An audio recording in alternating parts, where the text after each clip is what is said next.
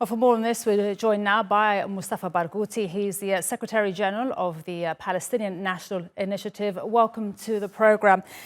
I want to ask you first about this statement that Hamas has just put out, saying that Palestinian factions reject any talks about prisoner swaps except after Israeli aggression is ended. So where do you, Mr. Barghouti, think that this leaves the talks right now in Egypt?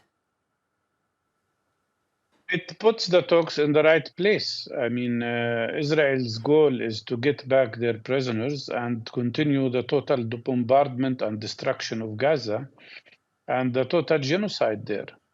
The most important, I mean, there were exchanges before, but Israel continued the attacks on Gaza in the most vicious way.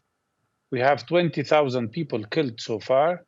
And if we count the people under the rubble, it could be 27,000 people killed, including more than 11,000 children. So why should they continue the bombardment?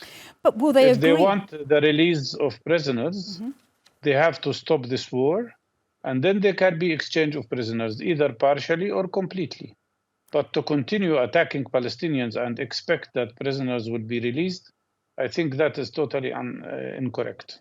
Mr. Barghouti, why won't they agree to a full cessation, and how likely is it that they'll agree to this? Because last week was quite a turning point, wasn't it, to kill the three hostages? Well, Israel knows now, and the Israeli public know now, that the prisoners will not be released unless there is an exchange of prisoners. But also, the prisoners cannot be released while Israelis are continuing killing Palestinians. I think now the Israeli public realizes that the only man who stands in front with the other fascist, of course, companions, who is trying to stop the real deal of complete ceasefire is Netanyahu. And the explanation is simple. For Netanyahu, it's either continuation of war or prison. And he's interested in expanding even the war into the West Bank, and he said that, and even to the north. So the reality here is very clear. The Israeli government has to be changed, a ceasefire has to be established, and then all prisoners can go home. Mr. Barghouti, right now these talks in Egypt, should they also extend to the occupied West Bank? Because what's been happening there, the constant raids, the arrests. I was looking at your Twitter feed, even a 12-year-old and I believe a 14-year-old arrested as well. How likely is that it extends and covers what's happening in the occupied West Bank, like a cessation of aggression? It should, because Israel is expanding the number of Palestinian hostages on their side.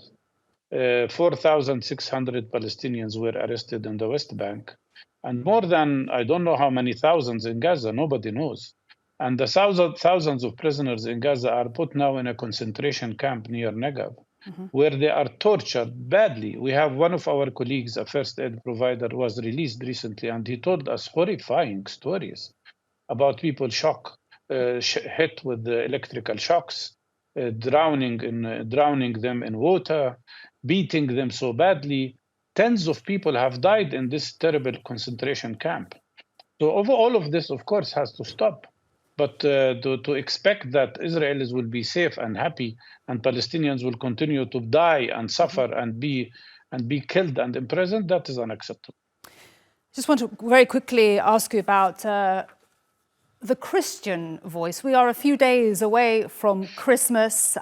You are right next to Bethlehem, the epicenter of Christianity. In Gaza, we've seen Christians killed. Right now, a siege on the Catholic Church. Is the Christian voice that should be or is calling for a ceasefire strong enough, in your opinion, and especially at this time?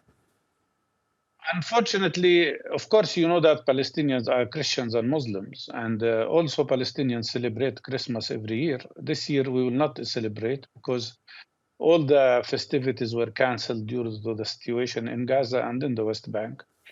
But the Christian leaders are varying. Some have taken very strong stands, especially most of the Catholic churches and Presbyterian churches, and have asked for complete and total ceasefire. The evangelical churches are not exactly the same. But in general, I think the Christian community is supportive of an immediate ceasefire. And people remember that the first person who was tortured in this land and who suffered so much was Jesus Christ, who was in Palestine. He was the first Palestinian to suffer from this terrible situation and from oppression. And I think it is absolutely the duty of everybody today to save the lives of people. This should be the message of Christmas. Save children's lives, whether Palestinians or Israelis or any other children. And to achieve that, we have to stop this war. Mustafa Barghouti speaking to us there from Ramallah. Thank you very much indeed.